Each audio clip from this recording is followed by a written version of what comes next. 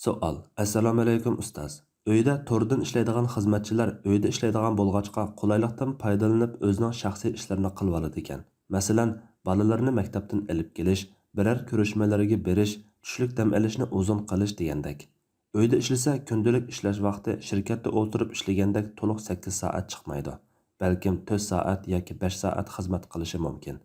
Ammo shirkat xizmatchilariga qarata adigan soat 9 dan tushdan keyin 5 gacha ishlaydi deb ish to'xtamida yozilgan. Ish unimiga ta'sir yetkazmagan holda, ya'ni shirkat talab qilgan haftalik vazifani vaqtida to'liq ado qilgan ahvol ostida xizmat vaqtini o'zining shaxsiy ishiga ishlatish yollig'uvchining haqqini to'liq ado qilmaslikka kirib qolamdi. Javob: Va alaykum assalom. Shartga rioya qilmagan bo'ladi.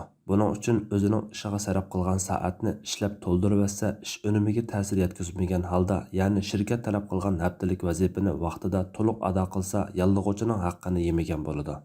Alloh eng to'g'risini bilguvchidir. Fatvoda doktor Abdul Aziz rahmatulloh.